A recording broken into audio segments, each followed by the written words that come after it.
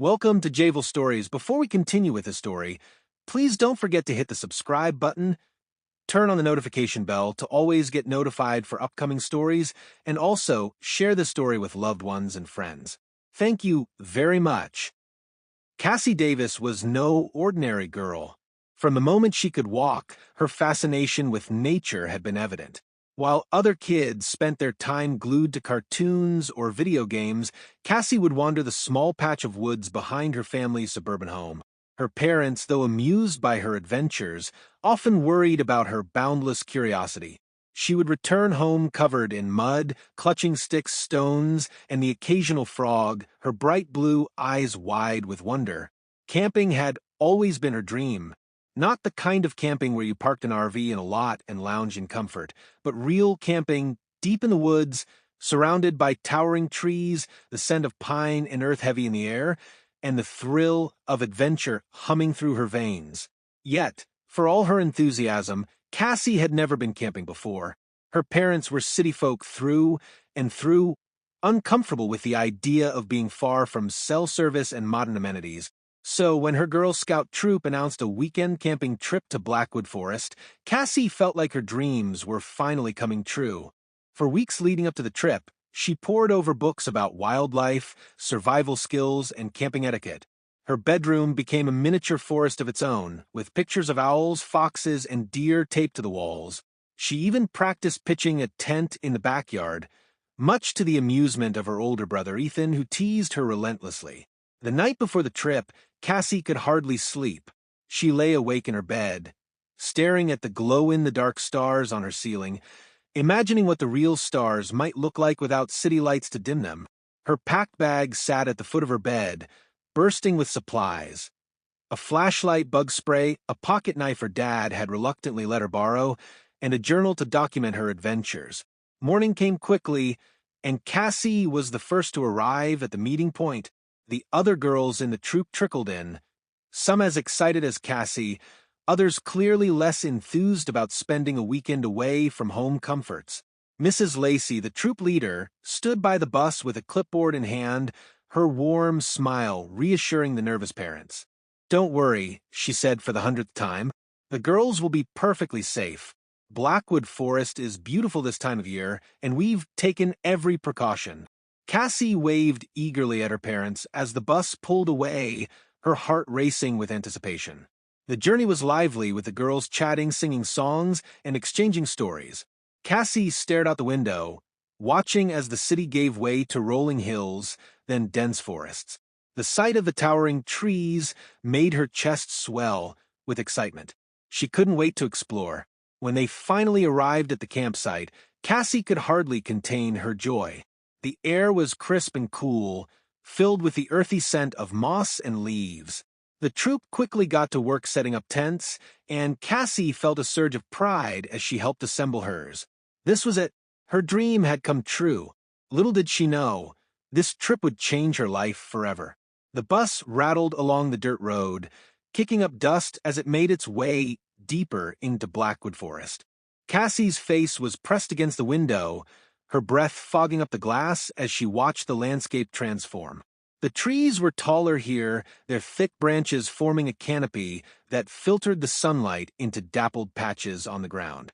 The forest seemed alive, its beauty both enchanting and mysterious.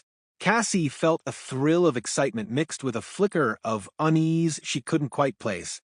"Look at her," one of the girls whispered behind her. "She's acting like she's never seen trees before." Cassie turned and offered a shy smile, but the other girl rolled her eyes and looked away. Cassie didn't mind. She wasn't here to impress anyone. She was here for the adventure. Mrs. Lacey stood at the front of the bus, her clipboard in hand, addressing the troop. "All right, girls, listen up. We're almost at the campsite. Once we arrive, we'll unpack the gear and set up our tents. Remember, teamwork is key. After that, we'll have some free time to explore the area, followed by dinner and a campfire. But, and I can't stress this enough, do not wander off on your own. The woods are beautiful but very easy to get lost in." Cassie nodded eagerly, taking the warning to heart. She wasn't planning to wander off, at least not yet. She wanted to stay on Mrs. Lacey's good side, and besides, she was too excited about all the planned activities to think about sneaking away.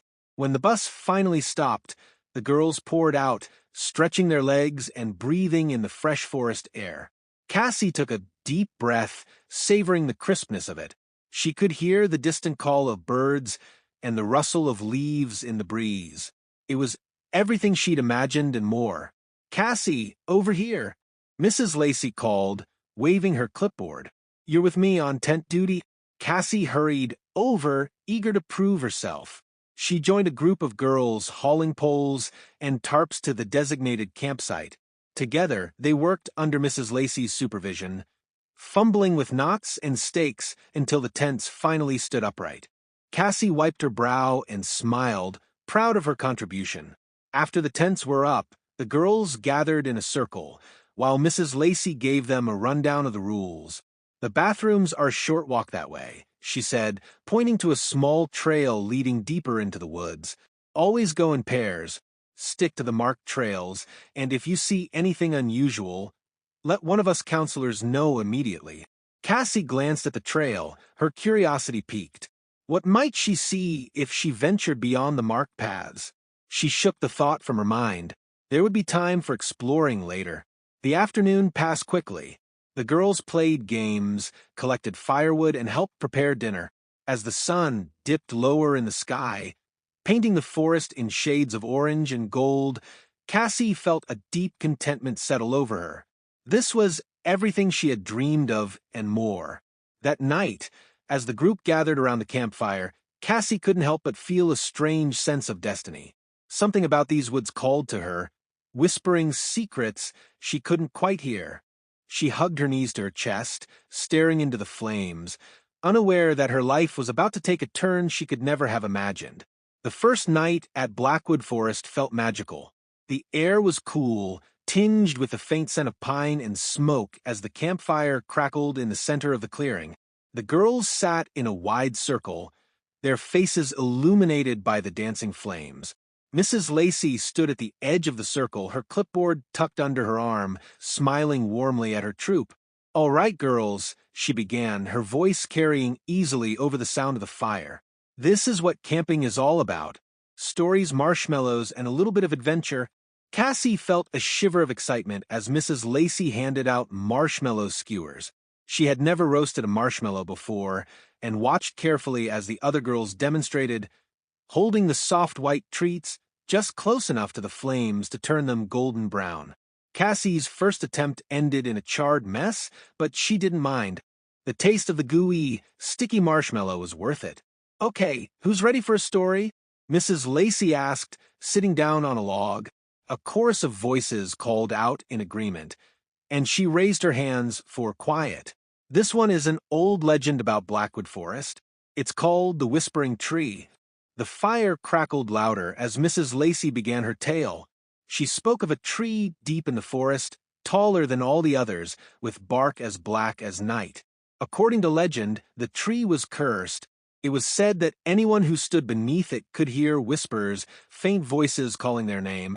Some believed the whispers were spirits lost in the woods, others thought they were the voices of the forest itself. But no one who heard the whispers ever returned to tell the tale. As Mrs. Lacey's voice dropped to a hushed tone, the girls leaned closer, their faces pale in the firelight. Cassie's heart raced. She wasn't sure if it was the story or the forest around them, but a strange unease settled over her. "Of course," Mrs. Lacey finished, "it's just a story. But remember, Blackwood Forest is vast and it's easy to get lost. That's why we stick together and stay within the marked trails. No exceptions." The warning hung in the air, but Cassie's mind was already wandering. What if the Whispering Tree was real? What if she found it? The thought was both thrilling and terrifying. As the night wore on, the girls sang songs, told jokes, and roasted more marshmallows. Cassie tried to join in, but her attention kept drifting to the forest. The shadows between the trees seemed to move, shifting with the flicker of the firelight. A rustling sound caught her ear, soft but distinct, and she turned her head sharply. "What was that?" she whispered to Lily, the girl sitting beside her. "Probably just a squirrel," Lily replied, barely looking up from her marshmallow. Cassie nodded, but her curiosity was piqued. She tried to focus on the songs and stories, but the rustling sound came again, this time from a different direction. She glanced at the counselors who were busy chatting among themselves, and then back at the trees. She told herself it was nothing, just the wind or an animal. But deep down, she couldn't shake the feeling that something or someone was out there. By the time the campfire was reduced to glowing embers, the girls were yawning and ready to head back to their tents. Mrs. Lacey clapped her hands to get their attention. "All right, everyone, off to bed. Remember, no wandering off, even to the bathroom. Stay in pairs." Cassie nodded along with the others, but as she crawled into her sleeping bag and zipped up the tent, she couldn't stop thinking about the rustling sound. She listened intently, hoping to hear it again, but the night had gone silent. The forest waited, quiet and still. For now, Cassie lay in her sleeping bag, her heart beating faster than she liked to admit. The tent was dark except for the faint glow of her flashlight resting by her side. The rustling sound from earlier still lingered in her mind, like a faint whisper calling out to her curiosity. She shifted, trying to make herself comfortable, but the stillness of the tent only seemed to amplify every tiny noise outside. She wasn't the only one awake. Her tent mate Lily was scrolling through a small flashlight-lit book, her face partially hidden by the fabric of her sleeping bag. Cassie envied how calm she seemed, but she didn't dare ask if she'd heard the rustling too. She didn't want to seem paranoid. After a while, Lily yawned and rolled onto her side. "Night, Cassie," she murmured, her voice muffled. "Good night," Cassie replied. But her eyes stayed wide open, fixed on the ceiling of the tent. Outside, the forest seemed to breathe, its branches creaking gently in the wind. Every so often, Cassie would hear the faint snap of a twig or the soft crunch of leaves, and her imagination would run wild. It's just animals, she told herself, probably a deer or a raccoon. But then came the rustling again, closer this time. Her heart leaped. She sat up quietly, careful not to disturb Lily, and reached for her flashlight. She hesitated for a moment before clicking it on, the narrow beam of light casting shadows on the tent's nylon walls. Cassie stared at the wavering shapes, half expecting one of them to move. When nothing happened, she took a deep breath and tried to shake off the growing sense of unease. But then she heard it again. The rustling wasn't random anymore. It was deliberate, like something or someone was moving slowly through the underbrush. Cassie's mind raced. It could be one of the counselors checking the camp, or maybe another girl sneaking out for some reason. But deep down, she doubted either of those explanations. She peeked out of the tent's small window. The campsite was quiet, the other tents dark and still. The fire pit, now nothing more than glowing embers, cast faint orange light over the clearing. Beyond that the forest loomed, dark and impenetrable. The rustling came again, this time directly behind her tent. Cassie froze, clutching her flashlight tightly. She wanted to wake Lily, but a part of her didn't want to seem scared. Instead, she decided to investigate. Carefully, she unzipped the tent flap, just enough to poke her head out. The cold night air hit her face, and she shivered. Her flashlight beam swept across the clearing, illuminating tree trunks and bushes. For a moment, everything was still. Then, just at the edge of the light, something moved, a flash of fur or maybe fabric slipping between the trees. Cassie's curiosity won out over her fear. She glanced back at Lily, who was sound asleep, and then slipped out of the tent. Her bare feet touched the cold earth, and the chill made her hesitate. But the rustling came again, beckoning her deeper into the woods. She felt a strange pull, as if the forest itself was calling her. Her flashlight cut through the darkness as she took cautious steps toward the trees. The camp faded behind her, and soon she was surrounded by the towering pines and the thick underbrush. The rustling grew louder, leading her forward like a breadcrumb trail. Cassie's pulse quickened. She was excited, scared, and mesmerized all at once. Whatever was out there, she was determined to find it. But as she ventured further into the woods, the noises around her began to change. The rustling stopped, replaced by the creak of branches swaying in the wind, and an occasional low, haunting moan that seemed to come from the forest itself. Cassie paused, suddenly aware of how far she'd wandered. She turned to look back, but the campsite was no longer visible. Her flashlight beam revealed only endless trees. The forest felt alive now, its stillness heavy and watchful. For the first time that night, Cassie felt truly afraid. "Hello," she called, her voice trembling. It echoed back at her, faint and distorted. The forest offered no response, only silence and shadows. Cassie tightened her grip on the flashlight and turned in slow circles, unsure which way to go. She swallowed hard, trying to fight the rising panic in her chest. Then, in the distance, she heard a sound that sent a chill down her spine. The faint echo of a voice. It wasn't one she recognized, and yet it seemed to call her name. "Cassie!" Cassie froze, her breath catching in her throat. The voice was faint, almost a whisper, carried on the cold night breeze. It sounded human, but something about it felt off. The way it echoed through the trees didn't seem natural, as though the forest itself was speaking her name. "Cassie!" Her heart pounded as she swept her flashlight beam across the woods, searching for the source. The trees loomed like silent sentinels, their branches twisting into shadowy shapes that seemed to move just out of sight. For a moment, she thought about turning back, but when she looked behind her, she realized she couldn't see the path she had taken. The campsite was gone, swallowed by the dark. She was alone. The voice came again, slightly louder this time. "Cassie!" It sounded distant, as if it were coming from deeper within the woods. A flicker of hope pushed through her fear. Maybe it was one of the counselors looking for her. Maybe they'd noticed she was gone and had come to bring her back to safety. Clutching her flashlight tighter, she called out, her voice shaky but determined. "Hello? Who's there?" No answer. Only the rustling of leaves and the distant creak of branches. The silence felt oppressive, pressing down on her like a weight. Cassie took a hesitant step forward, her sneakers crunching on the forest floor. She didn't want to keep going, but standing still felt even worse. The pull to move forward, to find whoever was calling her name, was irresistible. As she walked, the forest seemed to grow darker and colder.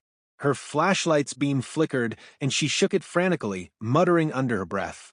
"Come on, don't do this now." The light steadied, but the brief flicker had been enough to rattle her nerves. The voice came again, this time accompanied by a soft rustling sound.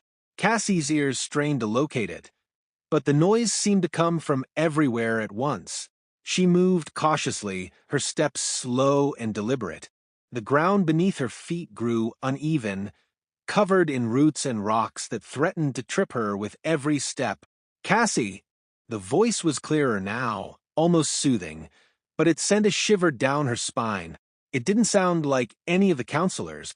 It sounded wrong, like someone trying to mimic a human voice but not quite getting it right.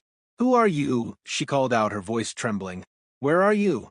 The only response was the faint whisper of her name again, drifting through the trees.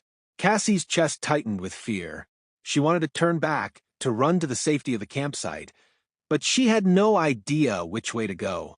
The trees all looked the same, their branches forming a labyrinth around her. As she pushed forward, the forest seemed to change. The air grew heavier, the shadows darker.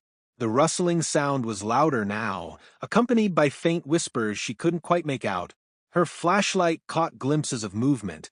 A branch swaying where there was no wind, a shadow darting between the trees. Cassie's mind raced. Was it just her imagination?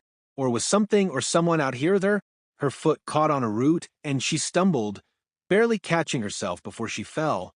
She gasped, the flashlight slipping from her hand and rolling a few feet away. Scrambling to her knees, she grabbed it and swung the beam around wildly, her breath coming in panicked gasps. And that's when she saw it.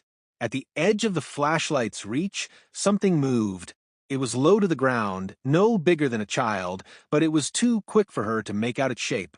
It darted behind a tree, and Cassie's heart stopped. For a moment, she thought it might be an animal, a fox or a raccoon, but the way it moved was strange, unnatural. "Hello," she called again, her voice barely more than a whisper. Her fingers trembled as she aimed the flashlight at the tree where the figure had disappeared. Nothing! She took a cautious step forward, her pulse pounding in her ears. Her instinct screamed at her to run, but her curiosity was stronger. She had to know what she had seen. She approached the tree slowly, her flashlight shaking in her hand. When she reached it, there was nothing there. No footprints, no sign of movement. Just the cold, silent forest. Cassie let out a shaky breath, trying to calm her racing heart. But as she turned to leave, she heard it again, the voice, this time so close it felt like it was right behind her. "Cassie!" She spun around, her flashlight cutting through the darkness. But the only thing she saw was the empty forest. The hairs on the back of her neck stood up. Whatever was calling her name wasn't human, and she was no longer sure if it wanted her to follow or to run. Cassie's breath came in shallow gasps as she clutched her flashlight, her knuckles white from the strain. She scanned the darkness, her heart thundering in her chest. The voice, the chilling, unnatural voice, had gone silent, leaving her surrounded by an eerie stillness.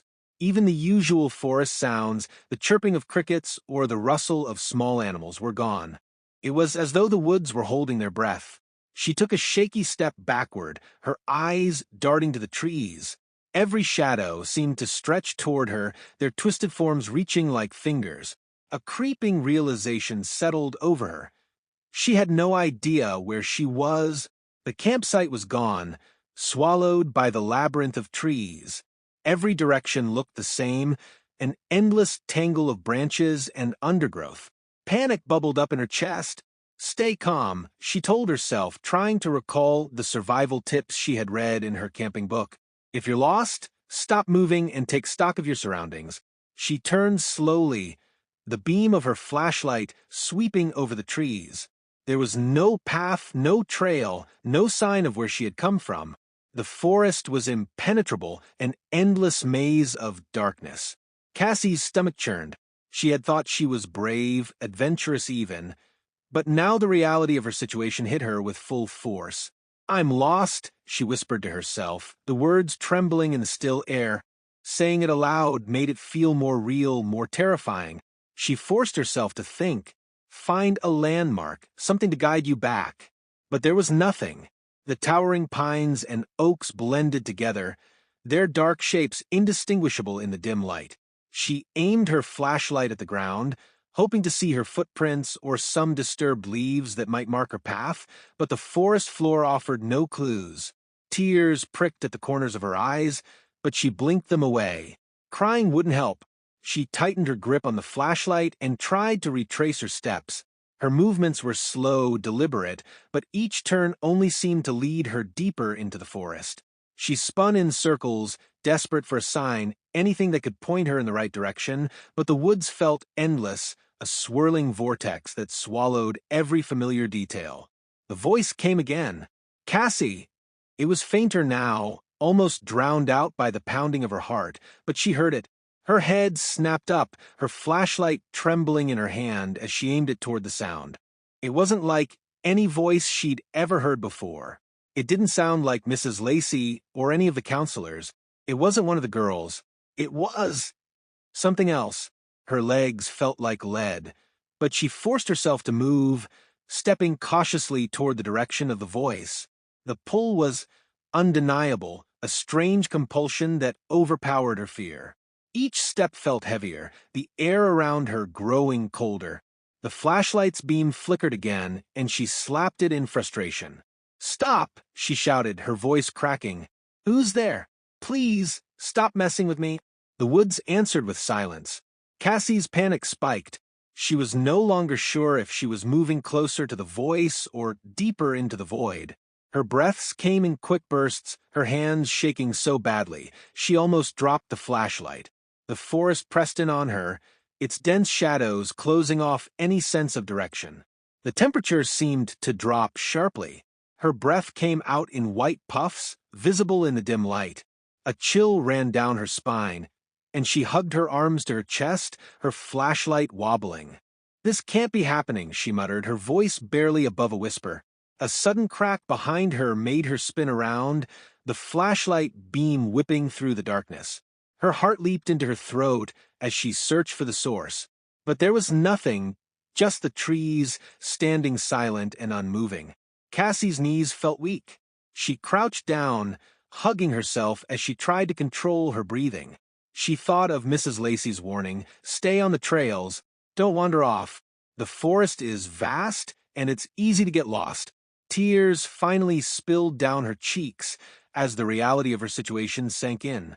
She was alone in the dark, in a forest that now felt more like a predator than a sanctuary, and whatever had been calling her name, it wasn't friendly.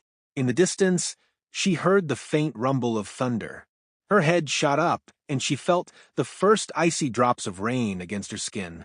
The storm was coming, and she was unprepared. "Help!" she screamed, her voice echoing uselessly through the trees. "Somebody, please help me." The only answer was the whispering wind, carrying her cry back to her like a mocking echo. Cassie slumped to the ground, clutching her flashlight. The storm clouds rolled in overhead, blotting out the moon and stars. The forest plunged into absolute darkness, and Cassie realized with a sinking feeling that she had no idea how to find her way back. Back at the campsite, the air was filled with a different kind of tension. The fire had burned down to faint embers, and most of the girls had already retired to their tents. But as Mrs. Lacey made her final rounds, checking on each group, she quickly realized something was wrong. "Lily," Mrs. Lacey called gently, peeking into the tent Cassie shared with her tentmate. "Where's Cassie?" Lily stirred groggily, rubbing her eyes. "She's here." "Or she was," she mumbled, looking around the tent. Her face fell as she realized the space next to her was empty. "Wait, she's not back." Mrs. Lacey's stomach twisted. She crouched down, her voice calm but firm. "Back from where? Did she leave the tent?" Lily sat up fully now, panic creeping into her tone. "I don't know. I thought she was just lying down. I fell asleep." The gravity of the situation hit Mrs. Lacey immediately. Cassie was missing, and with the storm clouds rolling in, time was critical. Suppressing the wave of fear rising in her chest, she stood and called over the other counselors. Within minutes, the camp was in a controlled chaos as they gathered flashlights, whistles, and radios. Mrs. Lacey's voice was steady as she addressed the group. "Listen up, everyone. Cassie is missing. We're going to split into search teams and comb the immediate area. Stay within shouting distance of each other, and don't wander off the marked trails. The storm's coming in, so we need to move quickly." The girls, now gathered in a huddle near the fire pit, exchanged frightened glances. Some were whispering, asking what could have happened. Others were silent, their faces pale with fear. Lily stood apart from the group, guilt etched on her features. "It's my fault," she whispered to herself. "I should have stayed awake." Mrs. Lacey clapped her hands to get everyone's attention. "Girls, listen to me. We're going to find Cassie. I need all of you to stay in your tents. This is for your safety. Do not, under any circumstances, leave the campsite." The counselors divided into pairs, flashlights bobbing as they ventured into the forest. The quiet clearing was quickly replaced by the oppressive stillness of the woods. The wind picked up, rustling the leaves above, and the occasional rumble of thunder echoed in the distance. Mrs. Lacey and her search partner, Mr. Harris, led the first team down the main trail, their flashlights cutting through the darkness. "Cassie!" Mrs. Lacey called, her voice firm and clear. "Cassie, if you can hear me, call out."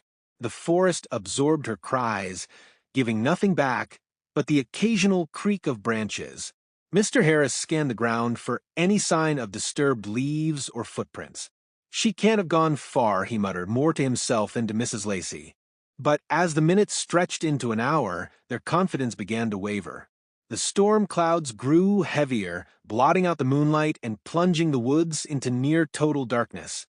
A light drizzle began to fall, turning the dirt paths into slippery mud. Mrs. Lacey's nerves were fraying, but she kept her voice steady, her determination unshaken. "Cassie," she called again, louder this time, "please answer me." Thunder cracked overhead, and the drizzle turned into a steady rain. The search party pressed on, their voices overlapping as they called for the missing girl. The forest, however, seemed to mock their efforts, its vastness swallowing their cries. The rain muffled their footsteps, making it harder to hear anything beyond the immediate area. "Do you think she went off the trail?" Mr. Harris asked, his voice low. Mrs. Lacey shook her head. "She knows the rules, but if she's scared or disoriented." She trailed off, unwilling to finish the thought. Another crack of thunder rolled through the forest, and the rain began to pour in earnest. The counselors' flashlights flickered as the cold water seeped into their gear. Mrs. Lacey's clothes were soaked, her hair plastered to her face, but she refused to turn back. "Lacey," Mr. Harris said hesitantly, "we're going to have to regroup. The rain's making it impossible to see or hear anything." Mrs. Lacey clenched her jaw, her fists tightening around the flashlight. "She's out here, Harris. Alone. Scared. We can't just leave her." He placed a hand on her shoulder, his expression grim. "We're not leaving her. But if we get lost too, it won't help anyone." Mrs. Lacey wanted to argue, but the rising wind and pounding rain made it clear he was right. Reluctantly, she blew her whistle, signaling the others to return to the campsite. One by one, the counselors emerged from the woods, their faces pale and drawn. None of them had found any sign of Cassie. Back at camp, the girls were quiet, huddled together in their tents as the storm raged on. Mrs. Lacey stood near the fire pit, staring into the dark forest. Her heart ached with worry. She had promised the parents their children would be safe, and now one of them was missing. As the rain poured down, washing away any chance of finding footprints or clues, Mrs. Lacey made a silent vow. She would find Cassie no matter what it took. But somewhere deep in the forest, a soft voice echoed through the trees, too faint for anyone to hear. "Cassie!" The rain came down in sheets, soaking everything in its path. The counselors gathered back at the campsite, their flashlights dim, and their faces marked by exhaustion and growing despair. Mrs. Lacey paced near the fire pit, which had long been extinguished by the storm. Her mind raced with possibilities, each more dreadful than the last. "Any sign of her?" she asked each pair as they returned, though she already knew the answer. Mr. Harris shook his head, brushing rain from his face. "We've combed the area near the main trail and around the campsite. No footprints, no calls back. It's like she disappeared." "She didn't just disappear." Mrs. Lacey snapped, her voice sharp with frustration. "She's out there somewhere, and we're wasting time." The other counselors exchanged nervous glances. They respected Mrs. Lacey's leadership, but the storm was growing worse, and conditions in the woods were becoming dangerous. Lightning streaked across the sky, illuminating the treetops in blinding flashes. Thunder followed close behind, shaking the ground beneath their feet. The girls in their tents whimpered with fear, their hushed voices carrying through the night. One of the younger counselors, Julia, stepped forward, her face pale. "Mrs. Lacey, the rain's too heavy. We can't see or hear anything out there. We should wait for it to ease up and then call for help." Mrs. Lacey rounded on her, anger flashing in her eyes. "Wait! You want to just sit here while Cassie's alone in the dark? She could be hurt. Julia, she could be—" Her voice broke, and she turned away, taking a deep breath to steady herself. "Lacey," Mr. Harris said gently, stepping closer. "Julia's right. This storm isn't letting up anytime soon, and we're running out of options. We need to call the Rangers and organize a larger search team at first light. The longer we stay out there in this weather, the more likely someone else will get lost." Mrs. Lacey clenched her fists, the rain dripping from her hair and clothes. Every instinct screamed at her to keep going, to find Cassie before it was too late. But the storm was relentless, and deep down, she knew Mr. Harris was right. The thought of returning empty-handed felt like a betrayal, but there was no use searching blindly in these conditions. She nodded reluctantly, her voice tight. "Fine, we'll regroup, but I'm not giving up on her." The counselors dispersed, checking on the girls and ensuring the tents were secure against the storm. Mrs. Lacey remained near the edge of the clearing, staring into the dark woods. The rain blurred her vision, but she could almost imagine movement among the trees, shadows shifting, branches swaying. Her heart ached with guilt and fear. As the others returned to their own tents, Mrs. Lacey made her decision. She couldn't wait until morning. Every moment counted, and she wouldn't be able to forgive herself if they found Cassie too late. Grabbing her flashlight and a raincoat, she ventured toward the trail. "I'll just check one more time," she told herself. "A quick search near the ridge, and then I'll come back." She slipped away, silently, the sound of the storm masking her footsteps. The forest was unrecognizable now, the trails flooded and the trees shrouded in mist. Lightning illuminated the path ahead, but it was fleeting, leaving her flashlight as her only guide. "Cassie," she called, her voice barely audible over the howling wind. "Cassie, can you hear me?" The storm answered with a deafening clap of thunder. Mrs. Lacey pushed forward, her boots sinking into the muddy ground. Her resolve was strong. But doubt began to creep in. What if she couldn't find Cassie?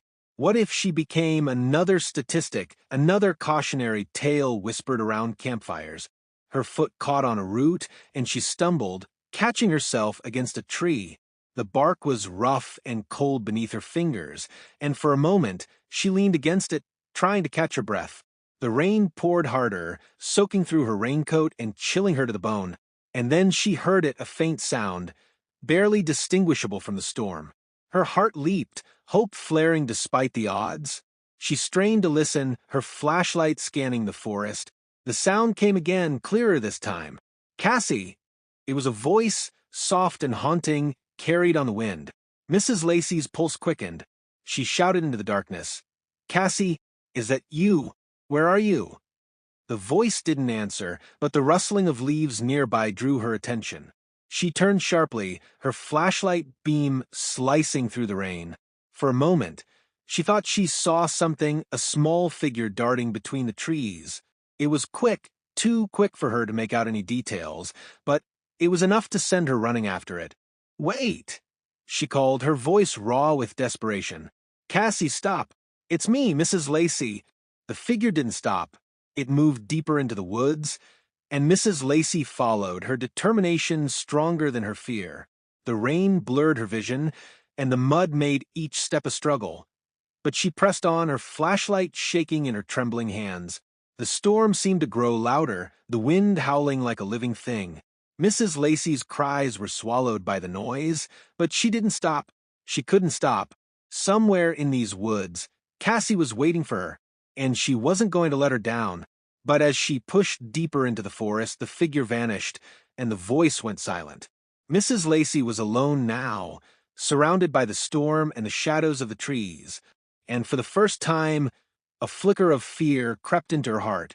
The forest was a tempest of wind and rain, every gust threatening to knock Mrs. Lacey off her feet. Her flashlight flickered, its dim light barely penetrating the thick curtain of water and shadows. She stood in the middle of a narrow, muddy trail, drenched to the bone, her chest heaving as she tried to steady her breathing. Somewhere behind her, the faint glow of the campsite had disappeared entirely. She was alone now. She leaned against a tree for support, her mind racing. She had seen something, she was sure of it, a figure darting between the trees, just beyond the reach of her flashlight. And then there had been the voice, soft and beckoning, carrying Cassie's name on the wind. "Cassie," she called out again, her voice almost drowned by the storm. The name echoed back at her, warped and distant, as though the forest itself was mocking her. She tightened her grip on the flashlight, trying to shake off the growing unease curling in her stomach. Mrs. Lacey knew she should turn back. The storm was growing worse by the minute, and the chances of finding Cassie in these conditions were slim. The other counselors would be furious when they realized she had left the campsite alone, and she could already hear Mr. Harris's voice in her head, warning her of the dangers of going off trail. But the thought of Cassie scared, lost, and completely alone kept her rooted in place. She couldn't abandon her. Not now. Steeling herself, Mrs. Lacey pushed off the tree and began moving again, her boots squelching in the mud with every step. She aimed her flashlight ahead, scanning the dense forest for any sign of movement. The trees swayed violently in the wind, their branches creaking and groaning as if protesting her presence. "Cassie!" she shouted, her voice raw. "If you can hear me, shout back. I'm here to help you." There was no response, only the relentless drumming of the rain and the occasional crack of thunder. But Mrs. Lacey pressed on, her determination unshaken. She followed the trail as best as she could, though it was rapidly disappearing beneath the pooling water and debris. The forest around her seemed to shift and change, each turn looking more unfamiliar than the last. The air grew colder, and the storm seemed to take on a life of its own. The wind howled like a wounded animal, and the rain fell so heavily it felt like needles against her skin. Mrs. Lacey shivered, her soaked clothes clinging to her body like ice. But she kept moving, one foot in front of the other, driven by sheer willpower. Suddenly, she heard it again, a rustling sound to her left, followed by the faint snap of a twig. She froze, her heart pounding in her chest. Slowly, she turned her flashlight toward the sound, her hands trembling. The beam cut through the darkness, illuminating the underbrush. "Cassie," she whispered, her voice barely audible. At first there was nothing, just the swaying branches and the endless rain. But then she saw it, movement, a shadow darting between the trees, just out of reach of her light. It was small, childlike, and impossibly fast. Mrs. Lacey's breath caught in her throat. "Wait," she called, breaking into a run.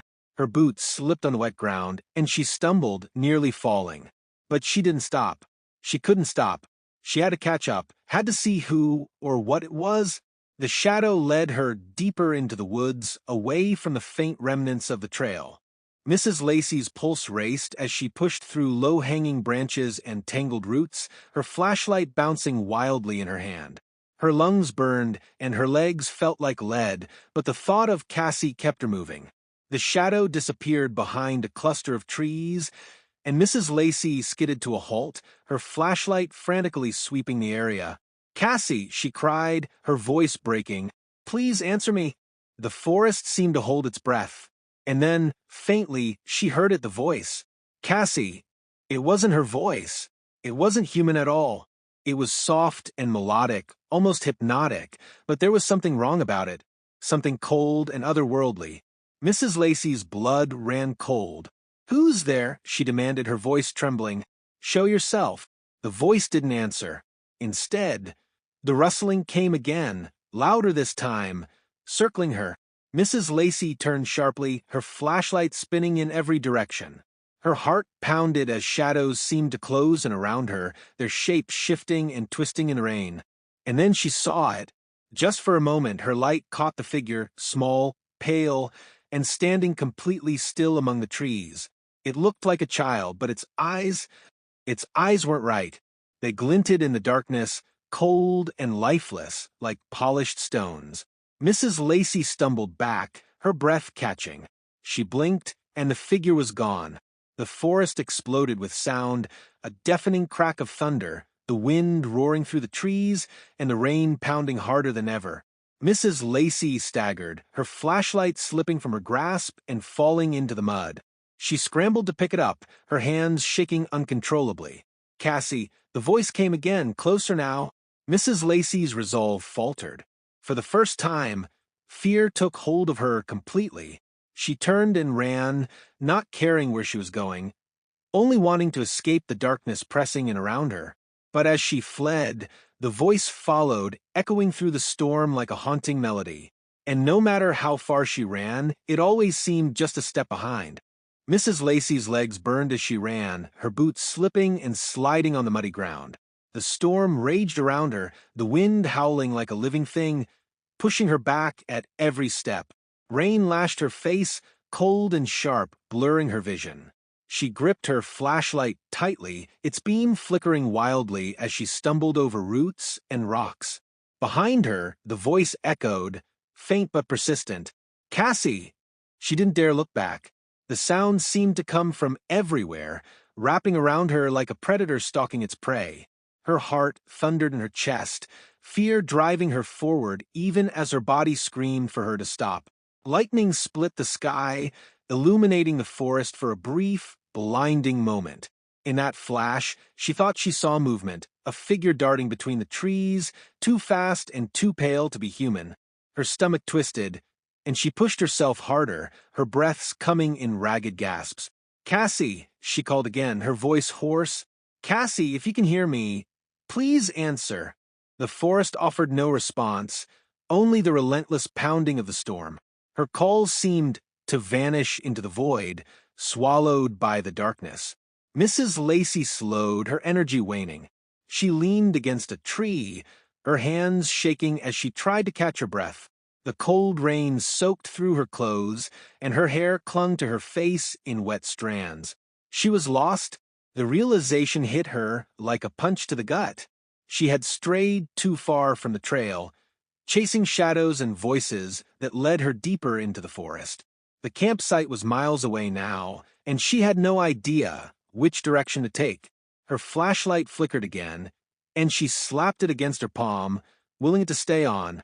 "Think, Lacey," she muttered to herself, her voice trembling. "You've been trained for this? You know how to handle the woods." She forced herself to remember her training, the survival tips she had taught to her troops so many times. Stay calm, conserve energy, use landmarks to orient yourself. But the forest around her was an endless maze of identical trees, their trunks blending into the darkness. There were no landmarks here, no familiar paths to guide her. And then she heard it again. "Cassie." This time, the voice was closer. Too close. Mrs. Lacey's breath hitched, and she turned sharply, her flashlight beam cutting through the rain. The shadows seemed to shift and writhe, forming shapes that melted away as soon as the light touched them. Her pulse pounded in her ears as she scanned the area, searching for the source. "Who's there?" she demanded, her voice stronger now, though her hands still trembled. "Show yourself." The forest remained silent, save for the relentless drumming of the rain. But Mrs. Lacey felt a presence, something watching her from just beyond the edge of her light. Her instinct screamed at her to run, to get away from whatever was out there, but her feet remained rooted to the spot. A low, rustling sound came from the underbrush, and her flashlight caught movement. She aimed the beam toward the sound, and for a fleeting moment she saw a small figure crouched low to the ground, its eyes glinting like polished stones in the darkness. "Cassie," she whispered, hope and fear warring in her chest. The figure didn't move. It stared at her unblinking, its pale skin almost glowing in the dim light. Mrs. Lacey's heart raced as she took a cautious step forward, her hand outstretched. "Cassie, it's me," she said, her voice soft, trying to mask her fear. "It's Mrs. Lacey. I'm here to take you home." The figure tilted its head, a slow, unnatural motion that sent a chill down her spine.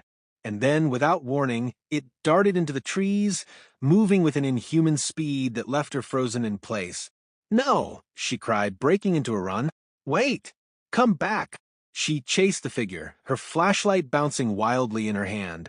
Her boots slipped on the wet ground, and branches tore at her arms and face, but she didn't stop. She couldn't stop. Every instinct told her to turn back, but the thought of leaving Cassie alone in the woods drove her forward. The figure led her to a clearing, and she stumbled to a halt, gasping for air. The rain had lessened, though it still fell in a steady drizzle, and the wind had died down. The clearing was eerily quiet, the storm's fury replaced by an unnatural stillness. Mrs. Lacey scanned the area, her flashlight beam sweeping across the clearing. There was no sign of the figure, no sign of Cassie, only the rustling of leaves and the distant rumble of thunder. Her knees buckled, and she sank to the ground, exhaustion and despair washing over her. She had failed. She was lost, and so was Cassie. Tears mingled with the rain on her face as she clutched the flashlight, its weak beam flickering in the darkness. "I'm sorry," she whispered, her voice breaking. "I'm so sorry." The wind picked up again, carrying with it a faint, haunting sound. "Cassie!" Mrs. Lacey's head snapped up, her heart skipping a beat. The voice was faint but unmistakable. She rose to her feet, her determination reignited. She wasn't done yet. She wouldn't give up. With one last look at the clearing, she turned and plunged back into the forest, following the voice. The storm raged on, but Mrs. Lacey's resolve burned brighter than ever. She would find Cassie, no matter what it took. The rain came down in icy torrents, drenching Cassie to the bone as she huddled beneath the twisted roots of a massive tree. Her flashlight had long since died, leaving her surrounded by an oppressive darkness. The storm overhead was deafening, each crack of thunder shaking the ground beneath her and making her heart pound in terror. She wasn't sure how long she had been out there. Hours, maybe? Time had lost all meaning since she'd wandered into the woods. She had followed the rustling sound, convinced it was an animal, only to realize too late that she couldn't find her way back. Every direction looked the same, an endless maze of trees and shadows. Her initial excitement had quickly turned to fear as the forest seemed to close in around her. Cassie had tried shouting for help, calling out to her counselors and friends, but her voice was swallowed by the storm. The trees seemed alive, their branches creaking and groaning like whispers in the wind. The shadows shifted, and she could have sworn she saw movement out of the corner of her eye. But when she turned to look, there was nothing there. Her small frame trembled as she curled up tighter, trying to block out the cold and the fear. She wished she had listened to Mrs. Lacey's warnings. She wished she had stayed by the fire with the others instead of chasing her curiosity into the darkness. Tears streamed down her face, mingling with the rain as she whispered, "I'm sorry. I just wanted to see." The wind howled through the trees, and for a moment it almost sounded like her name. Cassie froze, her breath catching in her throat. She sat up, straining to listen. "Hello," she called, her voice barely audible over the storm. "Cassie." Her name floated on the wind, soft and distant. It wasn't a voice she recognized, but it was enough to ignite a spark of hope. Someone was out there. Someone was looking for her. She scrambled out from under the tree, her legs unsteady as she stood. The rain soaked her hair, plastering into her face, but she didn't care. She had to find whoever was calling her. "Over here," she shouted, stumbling forward. "I'm here. Help me." The voice didn't answer. It was gone, replaced by the deafening roar of the storm. Cassie's chest tightened as panic set in again. She turned in circles, her eyes darting from tree to tree, searching for any sign of movement. "Please," she whimpered, her voice breaking. "I'm lost. I don't know where I am." Her cries were met with silence. But then, just as she was about to give up, she saw it, a faint light flickering through the trees. Her heart leaped with hope. It had to be one of the counselors, maybe even Mrs. Lacey, coming to find her. Cassie broke into a run, her bare feet slipping on the wet ground as she chased the light. It bobbed and weaved through the forest, always just out of reach. "Wait," she called, desperation rising in her voice. "Don't leave me. Please." The light didn't stop. It moved deeper into the woods, leading her away from the tree where she had been hiding. Cassie's lungs burned and her legs ached, but she kept running. She couldn't lose the light. It was her only chance. But as she drew closer, something about the light changed. It flickered erratically, casting strange shadows on the trees around it. And then she noticed something else. There was no figure holding the light. It floated on its own, an eerie, glowing orb that moved with an unnatural grace. Cassie skidded to a halt, her breath coming in ragged gasps. Her mind raced, trying to make sense of what she was seeing. Was it a flashlight, a lantern, or something else entirely? Her instinct screamed to her to turn back, to run, but her feet felt rooted to the spot. This is the end of part 1. Please subscribe to Jayville Stories to watch part 2, and don't forget to hit the notification bell to always get notified for stories like this. Thank you, and stay tuned for part 2.